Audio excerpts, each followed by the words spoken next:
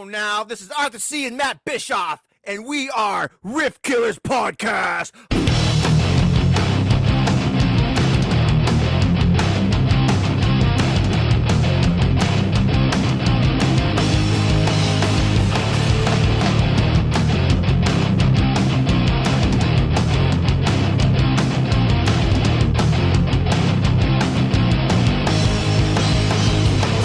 Welcome to Riff Killers Podcast. Come on now. It's just one badass guest after another. We do Ty Zamora. I'm thinking, this motherfucker is so cool. Who else could be cooler than this guy? And then we get fucking Mikey Dolan. Then we got John Garcia. Dude, this fucking episode tonight, literally we have the co-founder and drummer from one of the biggest rock/metal bands of this new generation of the 2000s, whatever fucking generation that's called. The last Five Finger Death Punch. Plus. Absolutely. Jeremy Spencer. He's in this new band called Psychosexual. Sorry. Yeah, fuck up the name. Good job. Where he is a character called Devil Daddy. He's got porn star chicks and theatrics and shit, and then got a lot of great stories from the Five Finger days. This guy is the real deal, man. Yeah, he's definitely badass, man. So people pay attention. This guy, he's on it. He's making movies. He's making videos for his new band. He's making new records. He's got a lot of things going on in his pot. So without further ado, Jeremy Spencer, come on now.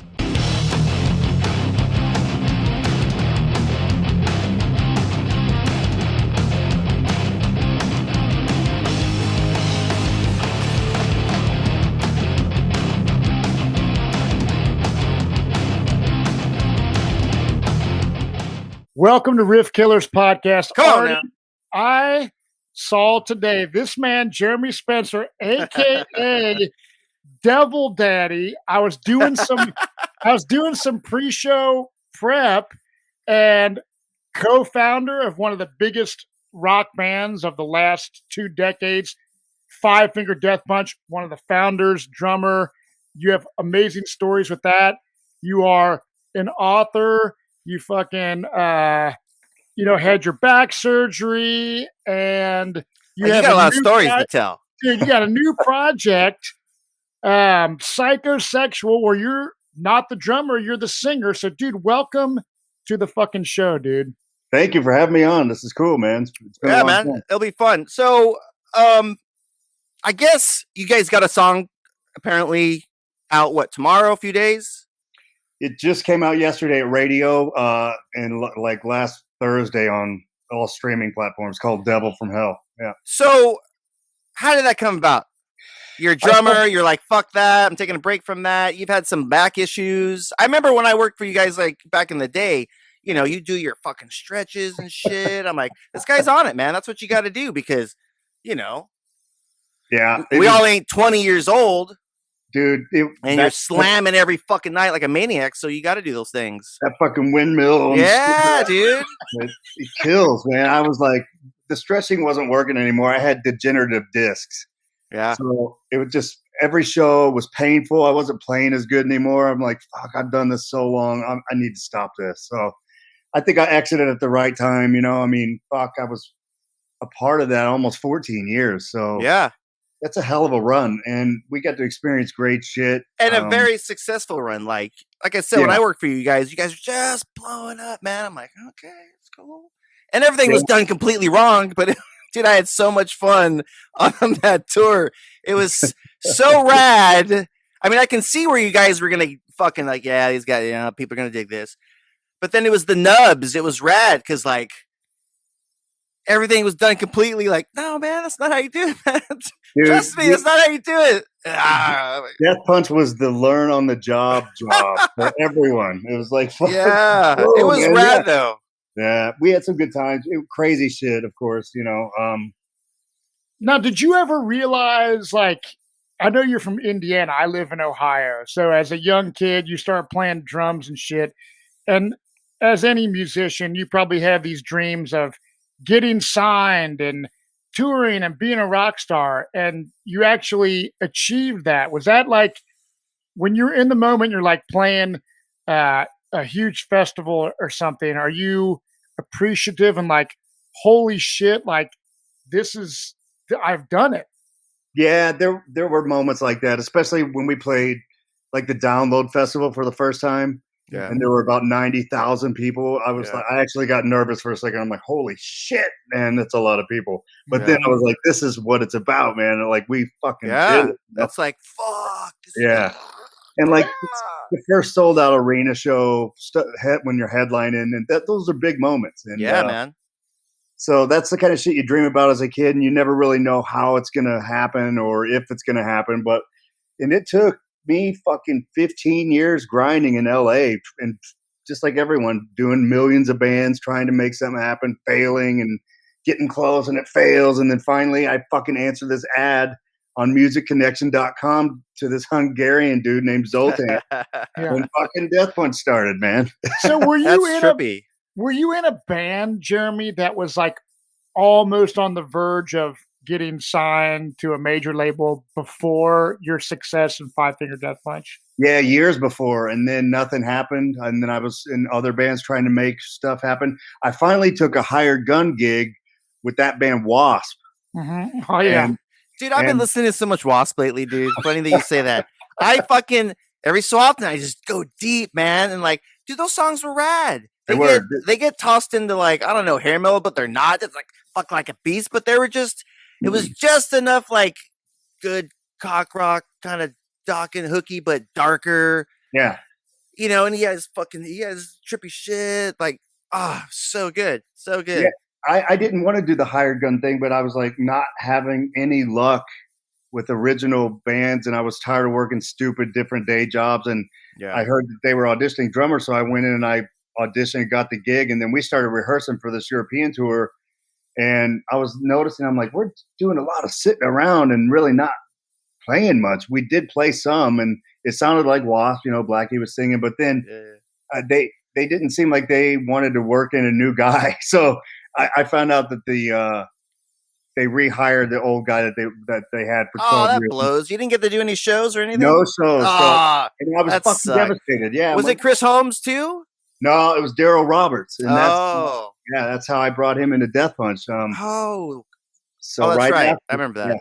Yeah, right after the Wasp failure thing, that's when Death Punch started. So it was like, it worked out. But I was bummed, you know. Fuck, man, I want to go back to a day job. Man. So did you guys have a vision? Like when you answered that Music Connection ad, that's old school. I don't even know if these fucking ads, like I guess now you would just go on the internet or something and find like these online dating sites. But so you respond to this, Grindr? ad, and do you, when you start jamming, did you guys start jamming out on covers, or did you have a vision of this type of music that you guys wanted to do from the get-go? You know what I mean? Yeah, no, I mean, Zoltan had most of the first record written and demoed, kind of just rough demos in his house. So then he and I kind of got together in a room and started refining them. And then we went into a studio and started recording the record before we even had a band. Wow. Way to do it. Why wait?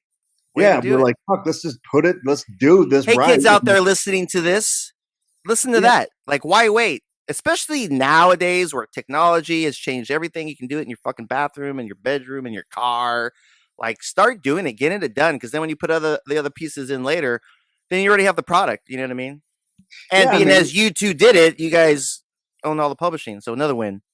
Well, you know, like I remember it was a struggle to find the right singer. And when I kept hearing about this guy, Ivan, Zoltan was like, this dude's for real, man. We just got to get him here. And I'm like, well, when's this motherfucker coming down? Because it was not happening. I'm thinking, he's a flake. It's never going to happen. So he finally came down to LA, and we were like, holy shit, this dude can sing. So we got in the studio right away, and we're like, we're not letting this motherfucker go home until he finishes the record, because we may never get him back. Wow. So we held him hostage. Smart. We held him hostage, and he fucking recorded the record. It was real fast, and then bam, shit just, we played like 6 shows, and they got signed, and then it fucking all started. So did you guys have all the lyrics and vocal melodies, like Zoltan or whatever? Did he have all that shit dialed in and had Ivan sing, or did Ivan come in and do all of it? No, Ivan did all the vocals, lyric stuff. That was wow, rad. he, Good for him. so, yeah, he solved that piece of the puzzle. I mean, Zoe had the tracks, and then Ivan came in, and we were like, "Shit, man, this guy's really talented." Wow. Yeah, man. Yeah, absolutely. Because that's a lot of work too, man. That's a whole. I write a lot of lyrics and melodies and stuff too. Where it's when somebody can do their piece, bring their piece to it, then you're like, oh, cool, do your fuck yeah. I give bounce ideas back and forth, but that's awesome. Yeah, it's like everyone kind of figured out their role pretty early on, and so Ivan would usually he'd have the hardest job because he has to tell the fucking story, and when you have 7 or 8 or 9 records, it's tough to keep coming up with new fucking stories, But he really, this is true. I have to give it to him. He did a really good job, man. Yeah. Well, I tell you what, like I grew up listening to metal. I wasn't like this like huge Five Finger Death Punch fan. I always knew of the band, and I'd never seen you guys live before. But I'm good friends with Barry Stock, guitar player for 3 Days Grace, and this is before COVID. It's probably been 2 years ago. It was 3 Days Grace, Bad Wolves, and Five Finger Death Punch. And like I went to Kentucky because I live, a couple hours from where Chris Cale is from. And it was the first time I've ever seen Five Finger Death Punch. And man, what a show. Honestly, the production and Ivan as this animated character, as a front man, I was impressed. I thought the show was fucking really badass, honestly. Hey, he's got a Kiss shirt on, so they're gonna go fucking full bore. That's what's awesome. You know what I mean? Like, yeah, spend the money. You got fucking pyro and shit. That's like the fucking skull and that's awesome. We finally got to the point where we could do the big production, and that was but do it smart and cost effective. Yeah, it was you're still making money.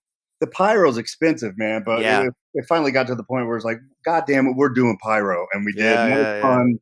I remember it was hot as fuck, and I would wear costumes and fucking face paint and masks on top of that and shit. I'm like, fuck, man, those Slipknot dudes. Dude.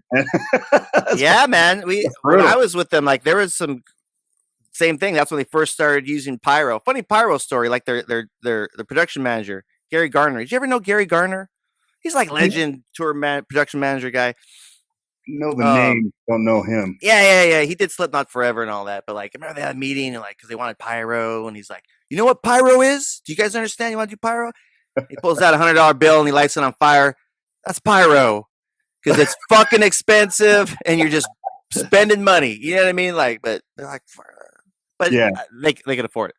Yeah, for sure. I mean, it's once you get to a certain level, there's no small show anymore. It's got to be fucking, you got to be that band or other people. You got any bad pyro stories? Like you almost got burned up and shit? Because there's always that.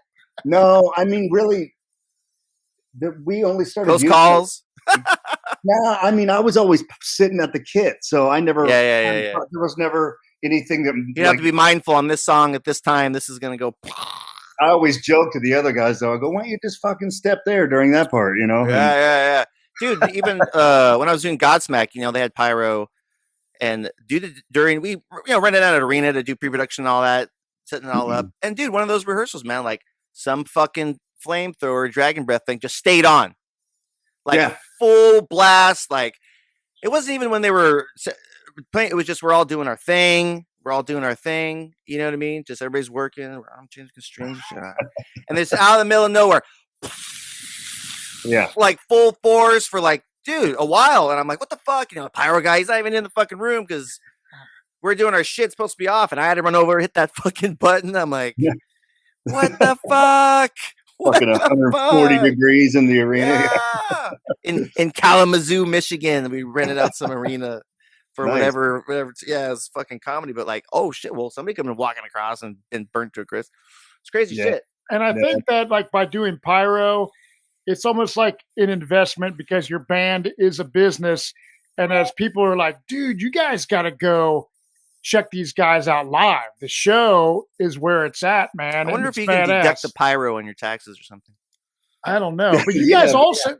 Probably cost of the show, right? You can deduct some of that. And you guys have always been a band that's been very good. Like when the merch and the logos and the imagery, I imagine that was like a really big part, kind of like your Kiss shirt and in your other band that you're doing now, Psychosexual, where it's a spectacle, it's a production, and it's kind of more than just the music. The music is what it is, but you have all this other shit surrounding it, which draws the fans to kind of want to be a part of whatever you're fucking doing. You know what I mean? Yeah, it's got to be the whole experience. I mean, it's got you. I want it to where you have to buy the T-shirt, you have to fucking have the album cover, you have to see the big spectacle show, the whole package. You know, I mean, we grew up on Kiss, so everything's fucking absolutely. It's got to be Kiss. And those kids out there, those are your money streams. That's your revenue, man. You know what I mean? I try to teach some knowledge with this too, because like we've all been in the biz, we made money, we've gotten fucked, stuff like that. Where pass on that knowledge, because that's where you make money. Your merch, if your merch is hot and people are buying it like fucking crazy, dude, you're making tons of money on your merch. You guys killed it on merch. Like Slipknot, do they kill it on merch? You know what I mean? Sure. Every fucking kid has a fucking shirt. Like any show you go, you know, when we do, you know, whatever, these festivals, fucking Mayhem, Uproar, when they used to happen, you know, Ozfest, whatever, I'd always go walk the crowd, man, and like film, take pictures, and you see who's wearing what. It's a trip, man. But dude, everybody's got a Slipknot fucking shirt on. Always Slipknot, because they don't, you know, they signed the shitty deal when they first signed, and they're not seeing any money on sales. You know what I mean? But merch, a lot of people in that organization too. It's tough to get fucking paid, I would imagine. Well, there's definitely, like anything else, there's a hierarchy of things. You know what I mean? Like, yeah. There's four main dudes, or there was. Well, fuck, man. Yeah. It's a crazy story. You were in the band. You left, and was it 2018 when you left? Yeah. And like you had back problems. So was it a slow kind of process? Were you thinking about, man, like for 2 or 3 years, were you thinking, how can I do this much longer? Like I gotta have an exit strategy. Yeah, I was thinking, man, I don't know how much more I can do. And I was even sending emails to everyone going, you know, I think we should take a break at the end of such and such tour. And if you guys don't want to were relentless, I'll give you guys that. You guys were relentless, man. It never stopped. A record every fucking year. And I mean, you guys didn't stop for like what? How long has it been? 10, 15 years? You know what I mean? Seriously. Yes.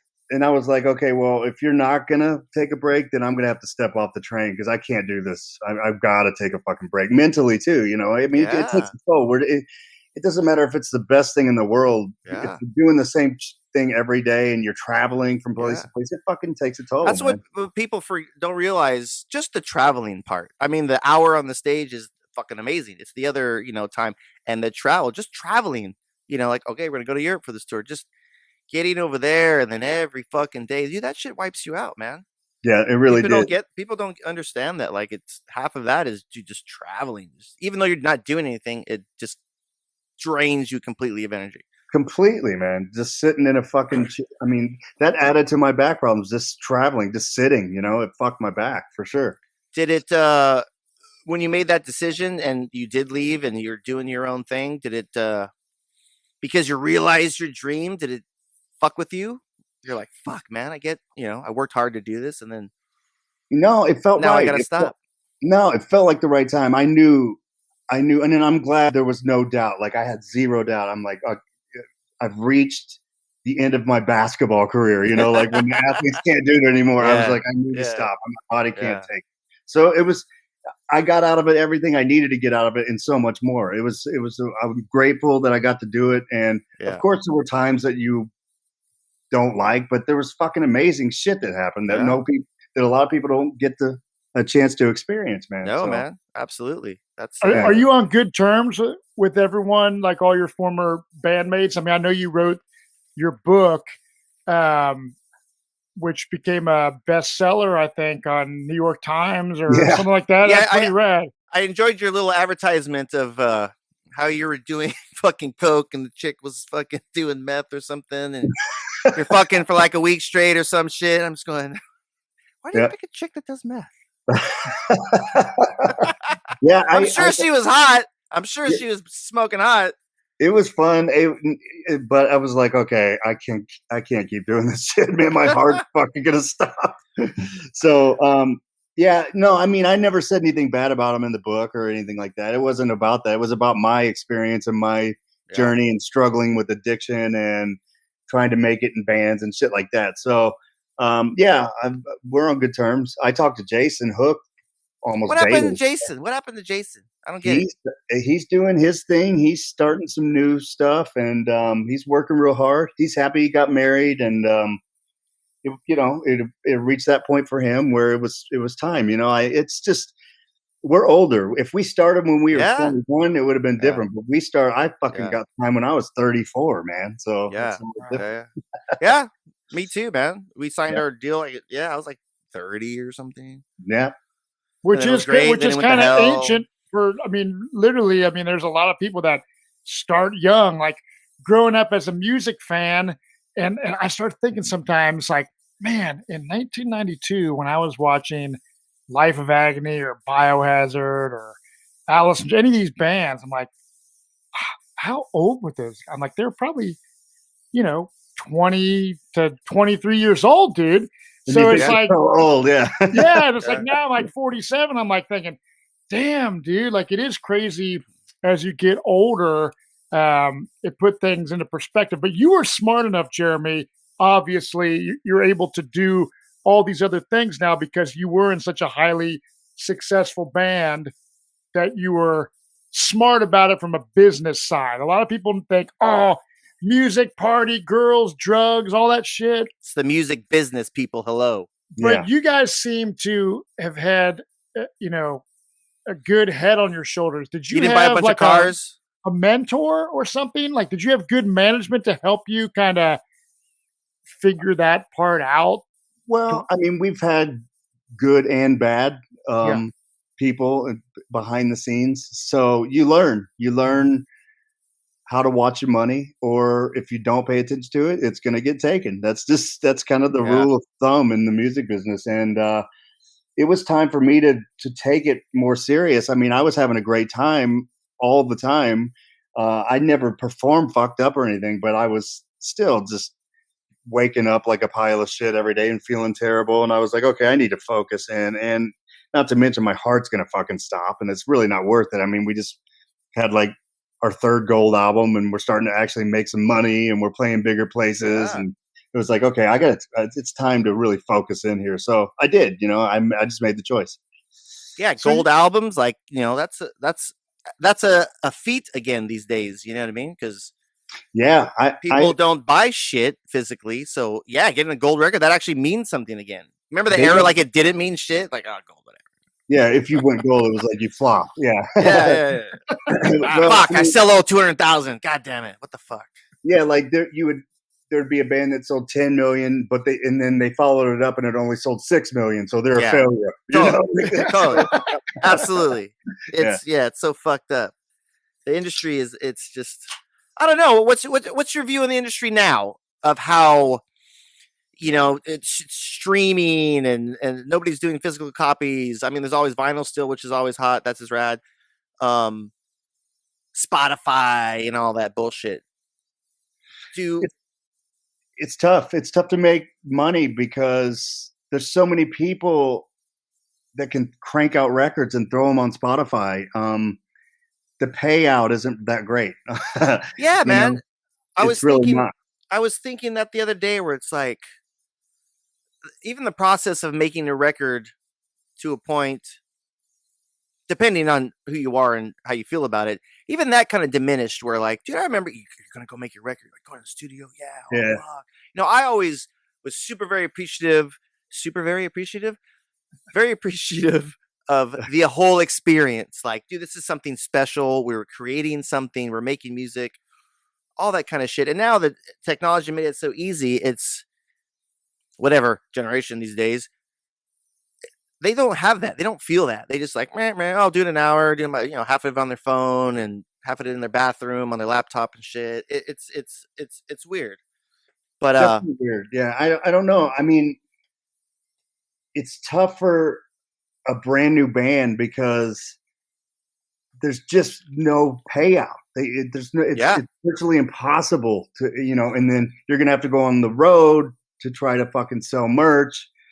And that's expensive. It's really tough. It's way different than it used to be. So now it's about as much content as you can put out and staying in the public eye. And man, it's like it turned into singles instead of albums and stuff like that. Like that's my plan with all the new shit I'm gonna put out, and I'm gonna do every fucking song a single and then do the record. It's like, it gives your window, business people listen, it gives your window of opportunity or longevity of your release a lot longer than like you put out your full record, which is sad to say. You put out your full record, the diehards love that, but in all reality, you have to do like a song a month or whatever it may be to keep the interest going. Okay, here's the fucking new one. I know. Okay, here's another one. Otherwise, like put the record out, like, oh, cool, and then like, boom. Even in Death Punch, we would release an album, and then 3 days later, people was like, "When's the next one coming?" And we're like, "The next one? Fuck you! You make an album." Wow. Isn't that crazy that people are so used to that? Dude, it's technology and this and swipe everything. It's like it's Pavel. It's like, gotta give it to me. Gotta keep it. It's turned that where I call it fast food for the brain, man. Like you watch that social media documentary where they talk about they designed all the algorithms to be that way, to be addictive, to be swipe it so you get that next fix and like endorphins. Fuck. We all get caught up in that. I catch myself like, oh goddamn, put that fucking thing down. I know, man. It's crazy, man. It's a trip. Well, it's scary when I look at my phone and it said you spent 6 hours and 43 minutes on social media, and I'm like, what the fuck? It might just be like a little bit here, a little bit there. Yeah, taking a shit. Yeah, it's just like, wow, it is crazy. But so I want to talk, Jeremy, about your new fucking band. Okay. So it's called Psychosexual. You are the singer, the front man. This is your whole vision, etc. And I know you have an album called Unholy Hymns for the Children that's going to be coming out. You said you had a single that just dropped, but there was a record called Torch the Faith, right? I was doing a little research earlier, checking out, watching videos, and I started discovering like a lot of fucking like, all these people do like reviews, like, that's a big thing now where, dudes are reviewing records or reaction videos. And there was some hate. You gotta open the box. Yeah, there was some hate on some of your shit, right? And I saw like a little clip of you like, dude, if you don't like it, whatever. So this is meant for fun, but I read something that you had removed all of the previous shit that was online off so that this new album is going to be the official debut of what you really want to present it as. Explain to me that whole deal and what this new band's about. Well, we made the first record pretty fast, and I just threw it up on Spotify, and really there was minimal promotion. I didn't plan on doing any big release behind it. Mm-hmm. And then we just kept writing because it was during COVID. You couldn't play shows or anything. So we just stayed in the studio writing. And then Devil from Hell came out in one of the sessions. I'm like, fuck, that should have been the fucking debut song. Yeah. So I'm like, you know what? We're so new into this anyway. Let's just start over with whatever. So that's why I just pulled down the other shit, because I think this is a better representation. I mean, albums are kind of like snapshots in time. Mm-hmm. And since we were so new into it, it was easier to just let's start out with our strongest foot forward. And this song just feels right, and it seems like a good way to introduce the band. So that's basically why we're starting over. Those other songs may or may not see the light of day down the road again in some form. Yeah, man, that's like deep cut B-sides you can use and shit. Well, there's a lot of videos there too. There was like, you're dressed like Satan. You got that prosthetic whole get up. The dudes in the band all have names. Are you a fan of bands like Gwar and Mushroom Head and Ghost and obviously Kiss? Was the theatrics that you're doing in your new project something that you've been a fan of the whole time, kind of thing? Oh yeah, I mean, starting with Kiss when you're 5 or 6 years old, everything was measured against Kiss. So anything theatrical, I was always into it. when Ghost came out, I was like, fuck yeah, that's cool, man. A new theatrical. Great concept. Great Yeah, concept. man. That guy's not stupid. The Slipknot thing, that was all cool shit. Rob Zombie, over the top theater, and, King Diamond, and I've always loved that stuff, man. Yeah, that fucking dude, he rules, man. I love it. So that's kind of I now that I get to do my band, that's how I want to do it. I want to make it theatrical and crazy and fun, and you're gonna do the full makeup for the shows. How long does that take? Is that like you got that down for? Well, I have help, but yeah, it takes about an hour to put on, a little over an hour. The first time when we first started, like I was experimenting with how to do it. I didn't know. Fuck, it took like 6 hours the first time. I'm like, oh, shit. I can't do this. This is gonna suck. Dude, the way they make those latex masks now, you could probably, get that version where it's easy on, easy off, do a little around the eyes, and you're fucking golden. Yeah, we tried many things. I've tried masks. I've had masks made. I've done stuff where it's just there, and the way I have to do it is just the way it is, which is a little inconvenient, but it looks fucking cool compared to just. Yeah, man, it looks great. Fuck yeah, rock that shit. That's rad. It's a lot of work, but it's I was doing even that shit in Death Punch where I was painting up and dressing like a skeleton, and it's like I always kind of made it hard on myself. I don't know why, but. It's fun. Yes, man. It's fun. It is fun. We all watched Kiss. It's like, when you're, a little kid and you're like, what the fuck? Dude, I remember all that shit. The fucking Fanta. I bought the Gene Simmons solo record. I'm like, what? Yep. That's it. As I'm listening to the Beatles too, you know what I mean? I'm like, fucking what? Well, I mean, look at all the bands we love. Like Iron Maiden, right? Dude, Iron Maiden. And that was my first arena, like my first major arena concert, Long Beach Arena, fucking Iron Maiden. Mm-hmm. And they're making little action figures. Like if I go to the local record store, there's like the Ghost dude, and there's like fucking the Misfits guys. Cha-ching. Oh yeah, the little action. What was your figures. first big arena? What was your first big like mega arena show? As a kid going to shows.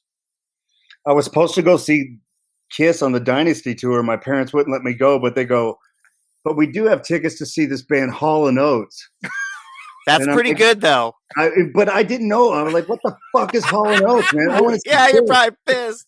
I was so pissed. But then I went to the show, and Hall & Oates fucking ruled. Killed it, right? Dude, they were great players, great singers, great songs. I loved it. It was fucking awesome. Yeah. When I was a kid, that was like one of my... Dude, I was into Hall & Oates, man. Fucking, yeah. I remember buying that 45 and shit. Dude. So many songs. Yeah, man. I mean, I fucking watching Daryl's house. He has some rad people on there. It's cool. Yeah. But yeah, Dynasty tour, that would have been rad. Hey, Hall & Oates sounds good. Yeah, my friend got to go. At least it wasn't like, Engelbert Humperdinck or some shit, Yeah, I didn't get to see Kiss until like the Asylum tour in '85. Wow, I never got to see him that far back. Or when did I first see Kiss? I can't even remember. I got a good Kiss story. Like, it was like Slipknot tours. We had a day off, and Kiss was playing the same city. We had a day off, so we got hooked up and we went. And it was, dude, I was, I fucking smoked a fat joint, had a couple of drinks, and it was cool. We're like, they put us like right on the side of the stage. I was on, Tommy Thayer's side, and dude, he does such a fucking good job. Like, I give that guy mad props. Like, he kills all that shit better than Ace probably ever did. No offense. But like, and I just had like the most fun ever just watching him, and like he's looking, giving me the things, doing the licks and the moves. It was fucking awesome. Yeah, dude, we got to do 6 shows with him in Europe, and that was so cool. Sick. We're on the side of the stage, and the pyro's going off, and you're fucking getting startled and shit. After a while, you're like, I got to get the fuck out of here. I'm getting PTSD from this shit. So, but it was awesome. That was like a dream come true for sure. Were they cool? Was there interactions, or were they just their Kiss over there? Oh, nice. No, we talked to him. We talked, and like we'd be on the side of the deck, and Paul would come over after songs and talk to us. How's it going? I'm like, holy fuck. Right. You're like, oh fuck. He's in his makeup and shut up, Kiss show. What the fuck? I'm voting for Kiss. That's awesome, man. That's good. Yeah. Good for you, dude. That's fucking. Those are amazing moments, man. Yeah, and when we opened for them, like we came out all fucking heavy and fast, and their crowd's just sitting there going, they did not give a fuck. They were yeah. Like, where the fuck is Kiss? Who is this band with Way of the Fist and shit? Yeah. It's all the, the couples with the fucking too much shit on their shirt, affliction, or the bedazzled jeans. The bedazzled jeans and shit. That's definitely Godsmack's crowd. It's a lot of bedazzled jeans and shirts with too much shit on it and fucking rhinestones and stuff. I mean, they got great fans. They're cool people. I've met a bazillion of them. They're fucking awesome. But it's like, you can. That's a tough crowd, man. Like when Alice in Chains opened up for Kiss, like on Lane Staley's last tour, it's like, dude, I don't care what band you are. It's like opening up for Kiss. That's got to be the fucking pretty crazy band out of all bands to open up for. You know what I mean? It's like or Slayer. If you're opening for Slayer or Kiss, they don't give a fuck who you are. They want totally. Yeah. Pantera, get the fuck off stage. We want to see fucking South of Heaven played. Yeah. So, your character, dude, is Devil Daddy, right? So, how did that come to be? I started making just recordings on my own. Like, I had a home studio here, and it was more kind of new wave, like 80s synth style shit. And but I missed the live thing, and I miss heavier music. So I'm like, I want to fucking take this a little darker and heavier and put a band together behind it. But I'm like, well, what the fuck's this guy gonna look like, though? I can't just stand up there as myself. Yeah. It's not gonna work. So I was like, I've never seen a Devil frontman. Right. So I'm like, I'll fucking do that. And then what do you call the guy? I didn't want to make it all serious black metal fucking Satanist shit. Oh yeah. So, which is fun and cool for a minute, but I was like, this is more fun. I want it to be more accessible and fun and more party based. So that's how Devil Daddy kind of came to be. It's just like he's the ringleader of mischief and fun, And so the songs are very like the ones that I heard. Like obviously I haven't heard the shit that's gonna be coming up on the new record, but very just sexual oriented, fun songs. And I'll tell you guys this. So like when you say like I've never seen a Devil guy, I'll have to send you an email, Jeremy. So I used to be in a theatrical band, and we started in the 90s, and our shit was like, it was a mockery of death metal and shit. Like I loved metal as a fan, but like some of these overtop bands like Deicide and people that talked about all kinds of crazy shit that were fucking dead serious. we were writing these fucking ridiculous songs called Grandmophilia, about fucking old grandmas, right? Yeah. And then a song called Ride the Beaver and fucking Cankles of Hades and Trapped in a Pentagram. We were doing this. Of course. And locally we became really big. I wore this fucking luchador mask with a big strap on cock. And then we had another singer that sang. I was a singer, but the other vocalist had that real high pitched fucking Dio kind of voice. And his friend makes these big, crazy, like, costumes out of like, it's not paper mache, but they're these fucking like gore kind of costumes. Yeah. So he had this big giant Satan head, but it was green. It didn't look like yours is totally like the devil. Yeah. We called it, this guy's name was Blaspherion. It was green with these giant. So his face was like in the mouth of this giant. It was a giant head. But we fucking played, and around here where I live, dude, we fucking would pack the house, dude. We had a song called Weed Whacker where we'd bring a fucking a gas-powered weed eater on stage, and we had strippers. And my wife used to be a dancer before we had kids. And then when she like took a back seat, I'm like, well, fuck, we got to have dancers. And I know Artie uses dancers in some of his bands, but I am a fan of this theatrical concept. I've done it myself. To see you do it, it is a breath of fresh air in the like if you go to any fucking music festival or a side stage at, or if it's like Rock on the Range, there's a million fucking bands that are just get up there in their black t-shirts and their jeans and fucking do in-sync headbanging and off rhythm shit. Have you guys seen Peoplemover? Yes. Yeah. The Monkeys. Oh my right? God, Jeremy, check out people. It's PPLMVR. Just look, fucking brilliant, dude. You'll fucking love it. It's 3 dudes, and they're in these like pro Sasquatch kind of fucking full body outfits, the makeup, the singer's white one, and it's just, check it out, dude. You'll fucking love it. I'm like that's the band as of recently in the past few years. We're like, dude, I'll go to every one of their fucking shows. Like what they're playing, I'm there. Like because it's fun, dude, I mean? And they kill it, and the songs are good. Like the vocals are a lot of vocoder, which gets a little old sometimes, but they mix it with a normal vocal too for like the hook, and it's just like groovy, heavy shit with a little electro. Dude, check it out. It's super. I randomly, like during Coachella, when there was a Hard Rock in Palm Springs, I went and it was like, there was a show in the basement. It goes, and I see this guy, and they have like the fucking foot high boot prosthetics thing. So they're all like fucking 7 feet tall and shit. Yeah. And he walks by. I'm like, what the fuck? I'm like, that looks rad. Like that, dude, it's well done. One of them's got to be some like movie art makeup fucking artist guy or something, because their shit's so rad. Yeah. And I watched them, and they fucking killed it. And like the second guitar player, the singer is one of the guitar players. Sasquatch, I forget his name. Oh, his name is Snowball. It's all kinds of shit like that too. Snowball, get it? Snowball. People know, what Snowball is. But anyway, they killed it. And then like the other guitar player, he's like this. He's in like a zoo costume. You know what I mean? He's like the zookeeper and shit. And the drummer's in full fucking garb. Bass player's in full garb. Check it out. You'll love it. We'll fucking insert link right here or something. Yeah. And so you guys, good, dude. Man, along like you said, and we talked about before, in today's day and age, you have to constantly put out content. You gotta do Q&As. You gotta do a Patreon page. You gotta do a podcast. You gotta put out videos. So I saw like a lot of videos with a lot of porn star chicks. Because I guess you were friends with a dude that was a filmer from Brazzers and shit. Yeah, and you do this like Lady Killers TV that I read that you met a lot of these chicks from. Mm-hmm. So and I want to talk about that, but bringing the chicks into your like the sexualness and the rock and roll and the fun and the theatrics.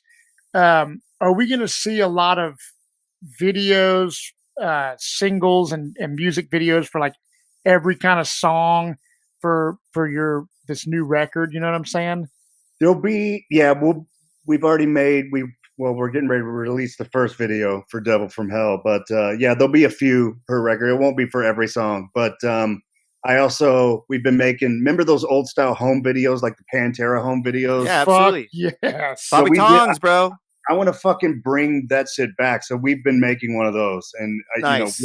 We'll release small snippets on YouTube and stuff, but we'll also release the full thing, because it's just so fun to see people act fucking stupid and goofing off behind the scenes. Who doesn't love that shit, man? It's fun, same thing. Man, like as a kid, I remember watching all those fucking Pantera ones and all that shit. I love that shit. And then it was crazy later, like working with Slipknot. You know Bobby Tongs. Do you know Bobby Tongs? Yeah. So, he worked with Slipknot too, and like getting to know that dude, and like he's a super cool fucking guy. It was a trip, man. It was pretty rad. Those videos they ruled, man. They were the kings. You're just like the best. Yeah. Oh, dude. I want to have that fun. The vulgar videos, I mean, those fucking back in the day, it's like that's the only place you could see. There was no YouTube. So to see that behind the scenes, like partying in a hotel room with the dudes that you're on tour with, that was like, you're like, holy shit, I'm getting a little piece of their lives. You know what I mean? So I think that's important. Or doing shit like this, man. People that hear you telling your stories, Jeremy, about the new band and whatnot. It's like getting a little bit of behind the scenes shit. So were you like always somebody that wanted to be a singer? Like as a drummer, you play drums, but were you always somebody that was like, dude, I really want to be a front man one day? No, I just like making music. I like writing songs and recording it and singing on them. And then I was like, fuck, I do want to perform it though. It would be fun, but I wasn't sitting there going, I need to become a front man so I can leave the You don't want to be David Lee Roth? I mean, to me, it's just about performance and character and fun. And my voice is the show, the art. Yeah, my voice is developing. It's getting better, and I'm not trying to be fucking Pavarotti, man. I'm just trying to have a good time and make music that I enjoy listening to. And and perform for people and have them fucking have fun. That's what I want to do. And if it's not fun for me, I won't do it because I don't have to do it. Yeah. Right. Yeah. I think there's going to be a massive like roaring 20s resurgence again once things open up, and like there's people who are smart that created a bunch of content, created a bunch of music, took the time wisely, artists, musicians, and did what they had to do. I know I did. You know what I mean? I got all kinds of shit. Like, cool, finally had time to get all this shit done. You know what I mean? Yeah. Ape Shit's getting mixed. My House of Broke Promise record's done. Doing my solo record right now. That's almost done. Just like, so when it does open, I can just nonstop. The work's done. Shit it out. You know what I mean? Because life, it gets hard sometimes, you know? For sure. But you just got to keep releasing stuff, man. It's all about content these days. Absolutely. And it's, you guys did that really well, where you guys were relentless. I said that earlier, but it's kind of, I mean, that goes back to, you know, where technology kind of fucked that up, or God damn, you have to so much, so often. I got sick of doing the whole fucking social media bullshit, and like, I got to update on Insta and Face and this and that. But how come you guys aren't posting shit too? Like, come on, guys, what the fuck? You know what I mean? Nobody's doing it. I'm like, why? I'm like, I'm taking a break from that shit. I know. But do it sparingly now because you have to. But you know, I'm getting ready for I'm taking the break for the ramp up when I start releasing all this shit. Where like I'm gonna have to like fucking be relentless on that. Yeah, it's just part of the deal now. It's the new way. If you don't do it, you're fucking lost, man. Yeah. So is this band time consuming? Is it an independent type deal? Like, is this record being put out via a label, or is this all done under your own umbrella, like your own label or something like that? It's my own label. And I don't want to ever give my masters away.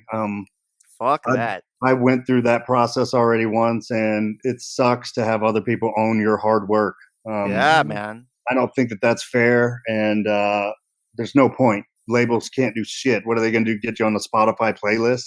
Right. Yeah. Yeah. You built a great name in the industry. You did very well with Five Finger. So yeah. And you're a smart guy. So you get it where you can do it yourself and it'll pay for itself. And I'm sure it'll do well and you can make money. You know what I mean?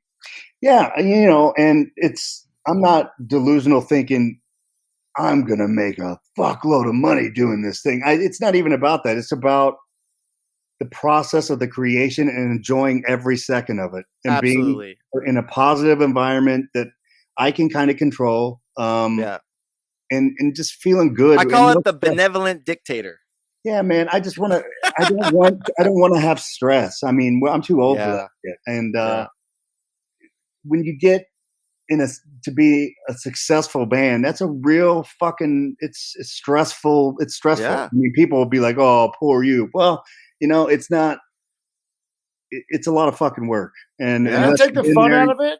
Did it take the fun out of it, Jeremy? It did. It's for sure. There were moments that were great and there were moments that were fucking hellish, you know? But I'm not complaining, man. I got to do incredible shit and I'm so grateful and blessed. And I got to sell records in a day and age where they don't fucking sell. Yeah. And it afforded me to do new projects, you know, that I'm excited about. And if I don't want to do them, I don't have to, but I can if I want. So I'm very blessed and very fortunate. Yeah, man. That's the thing is, kids out there listening, be smart. I'm sure you were smart with your money. You know what I mean? That's like a key, like too, is like, you have to be smart about the money you're making when you're making it, because, you know, one day, I'm not making that much as I used to. Yeah. You got to invest in smart. Did you, we'll talk business a little bit. Like, did you invest in things, buy some parking lots? So that's residual income. Did you get into stuff like that to where, you're diversifying your fucking portfolio and I have people having that money make more money for you? Yeah. I mean, there's definitely, I have investments on things and people helping me with investments to try to fund the retirement. Yeah. Right. Yeah, absolutely. I've tried businesses that have failed. And the thing I've learned most is don't do a business that you're not passionate about, because it's going to require a lot of fucking work. And if you think that I'll just throw some money at it and maybe I can make some money, like, you need to be passionate about it. I think that's important. At least I've learned that. Absolutely. But I was never really stupid with my money. I didn't buy a bunch of fucking cars and big houses and shit. That's the thing, man. Everybody buys a $200,000 car that's worth 90 after you drive away. You know, I fucking lease a car. I turn it in a couple years to get a new one with new technology. I don't give a fuck. I have a house that's paid for. It's got plenty of rooms. It's clean and new, and that's all I need. I don't need fucking 12,000 square foot mansion that I can't even air conditioned in Vegas because it's fucking 120 for 3 months. Yeah, that's not for me. I mean, some people are into that shit, and that's cool for them. I'm not. I'm a simple dude from the Midwest that I don't care. Appreciate. I think that is a key thing you said, Jeremy. Like, you are from the Midwest, from Indiana, which is funny because Barry Stock from 3 Days Grace just moved from Canada to Indiana, and a lot of people they want to live in Hollywood. They want to live where it's expensive and shit. And you live in Vegas, correct? Yeah, it's pretty inexpensive. Yeah. So a lot of people are moving out of California to places like Arizona and Nevada and shit because you can afford a lifestyle because you're able, dude, to do your passionate shit, which is, hey, I want to fucking start this new band, Psychosexual, the way I want to do it. And I'm not having to rely on becoming as big as Five Finger Death Punch to have the lifestyle that I have. You can do it for fun and be passionate about it, which is going to be way more enjoyable for you. And I think the fans are going to respect that a hell of a lot more, knowing that, dude, this dude's into it. He's having a great time. I'm excited to see the band live. I mean, do you think live shows are coming back this year? Or I do. 2022. You do? Okay. I do. I think probably fall, you'll start to see some smaller things happening. It's not going to be huge, sold out, packed arenas, but there'll be some things that are happening. I definitely think so. And then next year, it'll be back to big time shit again. Yeah. So next year is where you're going to really drop and promote. Well, we're setting stuff up for this fall. Okay, cool. I'm working on it. I don't have anything official to announce, but obviously we will when the time is right. But we're definitely trying to get out and do some stuff by the end of this year. Yeah, I talked to my European booking agent because we had a whole tour for last year book, pushed it back to this year, and he was pretty positive that it was going to happen for fall of this year, and I was kind of surprised, you know. So that's cool. That's a rad light at the end of the tunnel, you know, for all of us. For me, I'm like, dude, because that's where Europe's our market, my market for what my music, my bands. We do really well in Europe. So when that got screwed, that took a big chunk out of my, yearly fucking, feed myself. Fucked everyone up, man. Yeah. And then, all my side hustles, whatever it may be. I work at a theater out here doing, shows and all that. It's like a lot of Broadway stuff like that. I'm in the union for that shit. And then just my studio, like all my side hustles are some way music or live music. So it's like, yeah. That's what I'm like, Artie, you want to do a podcast? Sure. I got the fucking time. Yeah. That's cool. I know all kinds of cool people, man. Thank you again, Jeremy. Yes, thank you. Yeah. And so where can people find, do you have like a YouTube channel and an Instagram and whatnot? Who fucking doesn't? For Psychosexual. What is that? It's Psychosexual official on Instagram, and just go punch up Psychosexual on YouTube and Google that shit. Google it. And so I want to hear about this Lady Killers TV. I kind of read a little thing about this. So you are a fan of horror movies, and I saw something where you were like, man, like there might be a tit shot or like a small little sex scene, but you want to, as a viewer, you're like, God, I wish this was kind of fucking better. And you were doing this to maybe make, I don't know if it was a TV show or now it might become a movie. Tell me what Lady Killers TV is. Lady Killer TV started, we were going to do a series. It was going to be a TV thing, like a late night Showtime type deal. But then they were like, we're not doing that stuff anymore. But if you made it into a feature-length film, we'd be interested in that. So I'm like, okay. So I kind of cannibalized the show, shot some insert scenes around it, and made it a movie. And then I ended up making 2 more. So I have 3 full-length feature films that I'm going to release myself this year, later in the year. And it's basically spoofing classic horror film scenes and classic horror movies. It's parody. I use porn stars, and there's hot, steamy fucking makeout scenes. it's like horror movies were, but the makeout scenes are longer. And then the fucking gore is great, brutal violence, fun. Nice. It's like what is there full penetration? No, it's not. And that's the you can't have full penetration and gore. Gore, yeah. You're right. Yeah. So this is just like longer Friday the 13th makeout scenes. You know what I mean? It's like the way it should have been originally. Yeah. But the killings are brutal. I think we did a pretty fine job, and it's just fun, man. And I can't wait for people to see it. It's not fucking porn. People have said, "Oh, he's a porn star now." It's like, no, I'm not. Wait till you see it. I'm not a fucking porn star. You know? So are you directing or producing these? Yeah. So it's your whole brainchild of I wrote it, scenes. Wrote it, co-directed it, produced it, paid for it. Dude, so is this going to be on like a Netflix or an Amazon Prime, or is this something that's going to be on another entity of some sort? I'm looking into how I can start my own streaming platform to do it. I'm talking to people that are working out the bugs because they're doing something similar streaming wise, but I don't want to fucking give it away to a distributor because why should they make the money? I paid for it. I did it all. Yeah. I can fucking stream it myself and fucking make all the money. You know? You could. You could just do it on your site and go to your secure fucking wherever they can watch it, and they pay the $10, whatever the fuck. You have the girls promote it that were in it, and they have a huge fan base. I mean, they have millions of followers. So why the fuck do I need a company? It's just like throwing away your money. I don't think that's smart. Yeah. Wow, that's pretty cool, man. I mean, with people like now, like making money on OnlyFans and just different, Instagram chicks. Like we are in an era. I mean, a lot of like these up and coming rappers. I got a friend that does this podcast called No Jumper, and there's these freaking rapper kids that put shit on Spotify and are making tons of money. And I'm like, who in the fuck is this guy?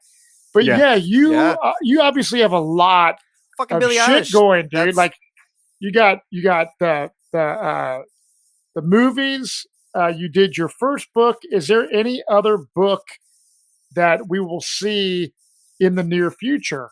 It's funny.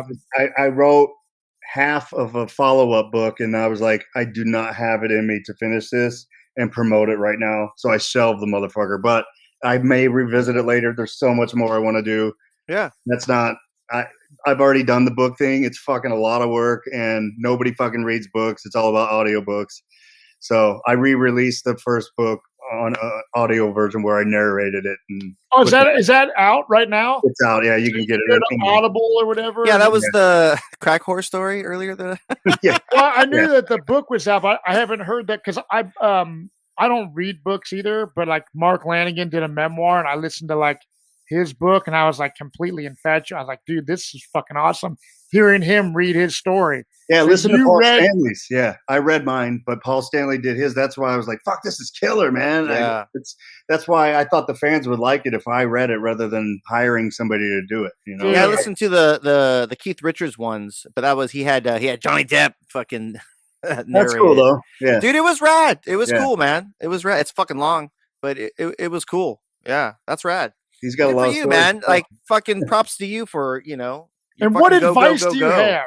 Like, what advice to people listening, dude? Like, you were in one of, like I said, the biggest fucking rock bands of this fucking, of the 2000s or whatever, and you're doing, movies and books. And I think some people feel like, wow, like I could just do this one thing, but you are living proof that you can have a lot of projects going on. And I think that's just your natural who you are. That's who I am. Do music, do this, do that, do the podcast, do fucking reality TV, all this shit. Same with Artie. Like, what would you say to someone that looks up to you from the Five Finger Death Punch thing? You're doing this new band. Like, what is your advice to people? If you have an idea and a dream or a goal that you want to try to achieve, just do it. I mean, why not? This is your one life. This is your shot. Do something that feels good. Don't fucking be around toxic shit that's going to take you down or people that are not going to support you. You need to be around a positive environment, and you need to just keep going and fucking crank out content. That's the new way. Just keep fucking staying relevant and staying in the public eye as much as you can. You can do it on this little fucking device right here. It's not that hard, but just do what you want. There's no fucking, the only person that's going to stop you is you. Absolutely. You can self-defeat yourself and say, it probably won't work, or you can fucking grind your ass off and try. And you have to get off your ass. My drug of choice is achieving goals. That's what I like to do. That's my favorite thing. That's my stimuli. That's what gets me off. I want to fucking achieve shit.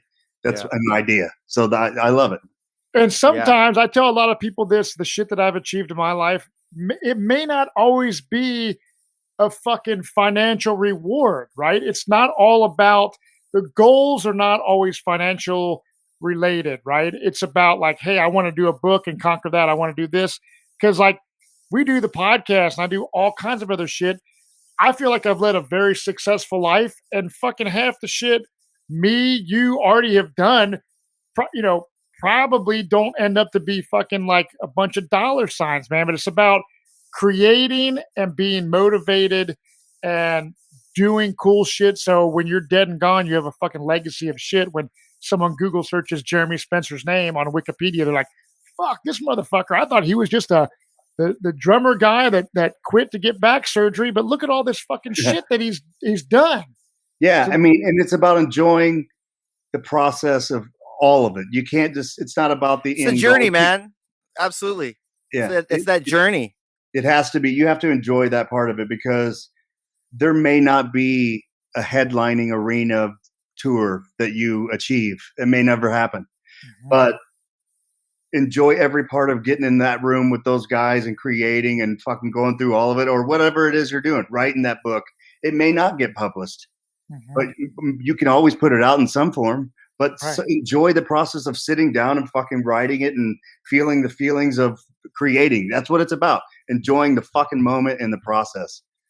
Well, dude, you're living proof, and you're a fucking cool guy, man. And I'm stoked you came on the show. And when can people get a copy of the new record, Unholy Hymns for the Children, which is fucking hilarious? And it's an awesome title. So when is like the full length type deal coming out? Is there going to be vinyl? Is it going to be digital? There is going to be vinyl. Okay. Vinyl. There'll be vinyl. There'll even be CDs. There'll be USB sticks. But will there be your blood in the vinyl? Well, there might be a special. You should put that. You should put that in your marketing. Yep, that's. It's working for what's that guy? What's his name? Little Nas, whatever the guy did with Satan shoes. Yeah, fucking brilliant, dude. Everybody's like, oh my god, how much free press is that motherfucker getting? Yeah, I mean, the lawsuit is worth it. Yeah, he's doing great. Nike suing him? Absolutely. Like, brilliant. He could probably afford to, like, all right, cool, I'm not doing okay, cool. But, like, he got $bazillion of free fucking press, and then he's going to be, on top of it because he went up against Nike. So when's the record come out, Jeremy? May 14th. It'll be May 14th. Shit. Yeah. Well, dude, Psychosexual, I mean, you've had an amazing career already. I can't wait to see this new band transpire and hopefully see live shows again. Fucking very we'll soon. see. We're gonna, it's like I said, it's gonna be a fucking roaring 20s fucking resurgence. Everybody's gonna go fucking nuts and lose their minds, and there's gonna be rampant STDs again and all that kind of shit, and fucking people just alcoholics and fucking cocaine. Everybody's just gonna go fucking ape shit nonstop, man. Like, fuck yeah, it's gonna be cool. I got one thing we didn't hit. What's a tour story? I always like to get a tour story. I mean, they always come out naturally, but like, what's that you can tell? Like it could be a show, not even about the show, one day in catering, just like meeting somebody or not, or whatever. That's a rad tour story from your fucking days of touring relentlessly with Five Finger. We during the party days, we were, I think, somewhere in Oklahoma, and it was after the show. Everyone was on the bus. Everyone was doing their party device, whatever that might be. And a couple, like me and another guy from the band, and maybe even the tour manager, were walking down the street, and we ran into these cops, and we were like, dude, you gotta come raid the bus right now, and you'll flip everyone out, man. And the cops were like, all right. So we all went back to the bus, and the cops busted in, and fucking people were flipping out, fucking throwing cocaine and shit. And they were so fucking pissed off. You motherfuckers. The cops were like, we're just kidding. It's all good, man. They didn't care. But it was like, why does that sound familiar? What tour was that? Was I around? That sounds so familiar. I think so. That might was have been. It at that Tulsa or something, or where in the fuck was that? Dude, yeah, I think it was. I think you were around. I remember that because 2010. I remember I was like outside talking to my friends, and then I saw fucking people fucking on. Everybody's like, "What the fuck?" I'm like, "What the fuck's going on?" I'm like, "Oh." We fucking sent the cops. I remember that now. I totally forgot about that, dude. That was rad. I remember that now. I think I blocked it out. They're like, why would you do that? I'm like, you're just fucking around. Yeah, that's another one, classic, man. Dude. That's classic. I think somebody like flushed their shit, or they hit it, or they ran it. But I remember something like somebody, because they had a gang load of something, we'll just say, and they flushed it or hit it in a tree or some shit, and fucking threw it in the parking lot. Just fucking threw it in the field. Yeah, we're out there with like flashlight. Where the fuck? Fuck! I gotta. What the fuck? You're fucking buying me. You're buying me more. I remember that too. I remember hearing that. Yeah. Yeah. That was like, that was fucking. Oh man, that was that. What the fuck was that? That was that Kane's Ballroom, dude. I have that poster from that show on my wall in my hallway. My shit. Kane's Ballroom. Yeah, dude. I think that was Kane's Ballroom, man. That shit was crazy. Yeah. I got some good stories from that night. I'll be next episode. Well, that's dude. That fucking rule, Jude. Jeremy, man. Thank you so much. Thank you so much, brother. It's been a while, man. Keep in touch. It has. Thank you, guys. This is fucking killer, and definitely check out Psychosexual and Devil Daddy and all the shit that you got going on, Jeremy. So we will see you guys next time on Riff Killers Podcast. Cheers, you guys. Artie, Jeremy Spencer, man, what a motivational guy. Someone that was at the top of his game. He's my new idol. Huge fucking rock star. And people must think like, oh, he was in Five Finger Death Punch. You know, he had to get surgery on his back. He's just going to like chill, retire, just kind of lay low and go play golf or something. Fuck no. This dude is continuing to go at it. You only live once, Artie. And we've talked many times. Get off your ass and make it happen. That's right. And that's what we try to do here on Riff Killers. That is the message that, you know, we kind of put out there, dude. Like, you got to get off your ass. Create. Manifesting is getting off your ass and making it happen. You fucking think, all right, I want that to happen. I'm going to make that happen. But what people forget is you have to get off your ass and start making it happen. You can't just wait for it. You get off your ass and make it happen. That's so right. Anyway, thank you so much, man. Jeremy, great dude. We'll talk to him more again at some other point. Matt, thank you again, dude. Everybody subscribe and ring the bell. Tell your friends, fucking share it. Fucking, you know, we're just trying to get some rad information, good stories, and positive fucking energy in the universe. So until next time, people. Cheers. Riff Killers Podcast.